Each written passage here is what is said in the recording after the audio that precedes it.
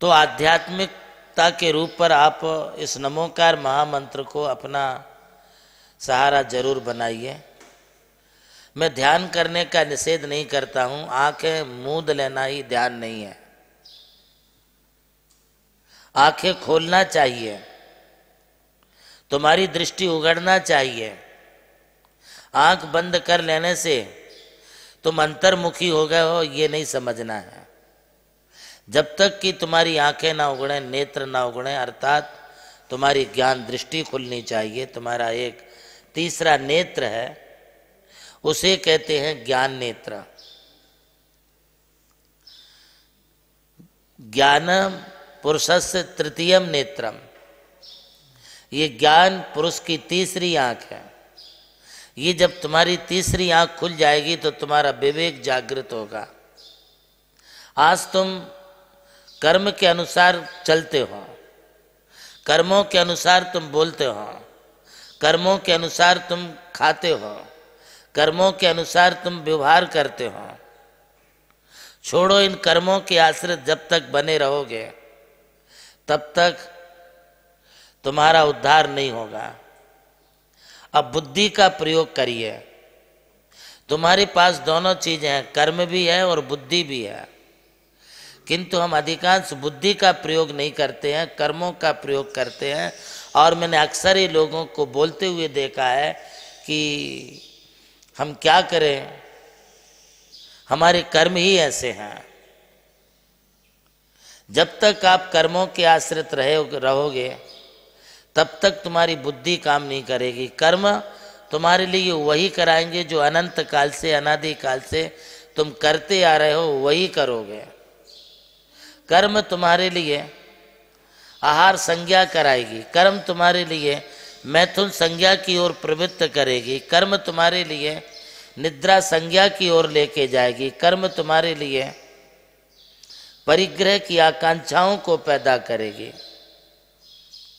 ये कर्मों के आश्रित तुम कब तक रहोगे?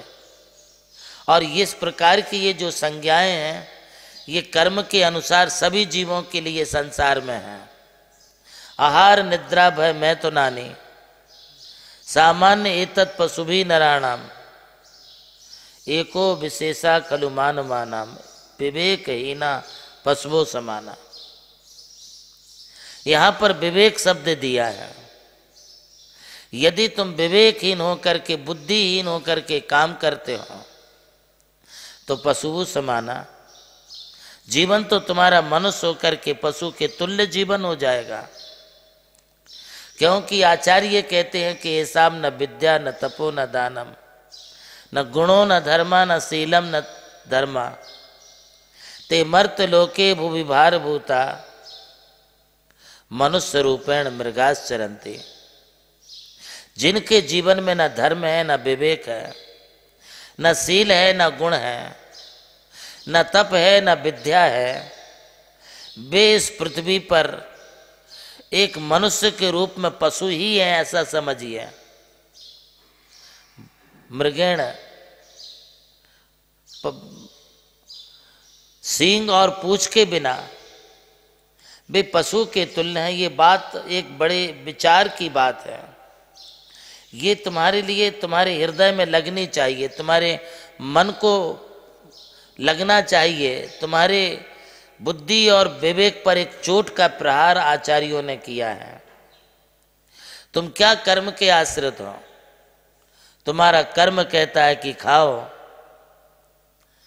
तुम्हारा कर्म कहता है कि उठो, तुम्हारा कर्म कहता है कि तुम बोलो, तुम्हारा कर्म कहता है कि खाना खा लो, तुम्हारा कर्म कहता है कि ये कर लो, वो कर लो। तुम कर्म के कहने से जब तक चलोगे तब तक तुम कोई भी कार्य को विवेक पूर्वक नहीं कर पाओगे। विवेक से काम लो, बुद्धि से काम लो। बुद्धि है कर्मों पर विजय प्राप्त करने की एक ताकत, युक्ति। कर्म इंद्रिय विषय भोगों की ओर लेके जाएगा, बुद्धि इनसे तुम्हारे लिए दूर लेकर के जाएगा। कर्म तुम्हें भोगों की लालसा पैदा कराएगा, जबकि बुद्धि तुम्हारे लिए भोगों की लालसा को त्याग करने की प्रेरणा देगी। हमारे जैन शास्त्रों में एक शब्द आता है, जहां तहां जम जाना है तम कुछ जा,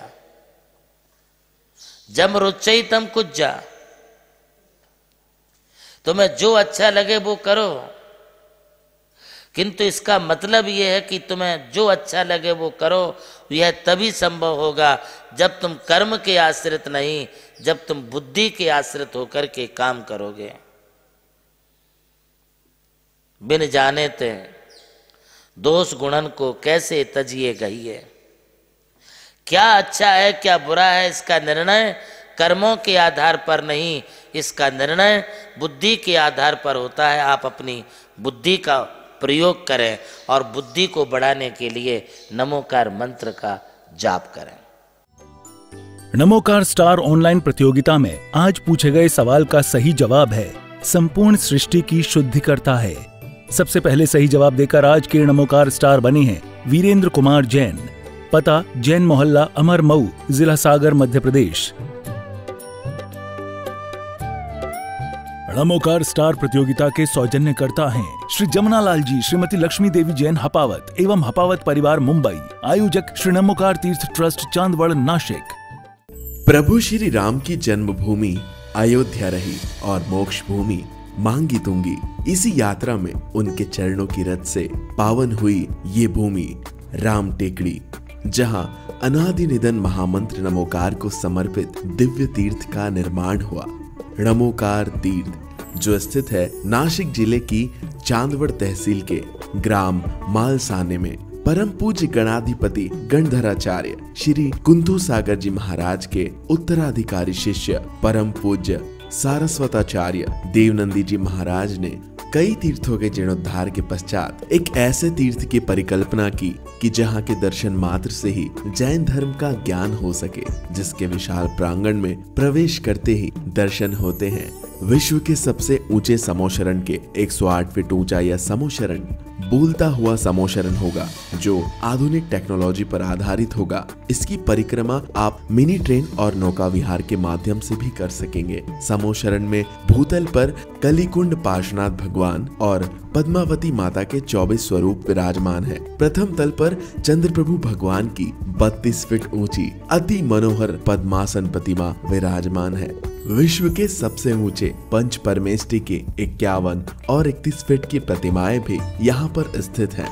साथ ही जैनागम के महान गुरुओं को समर्पित अति सुंदर गुरु मंदिर है।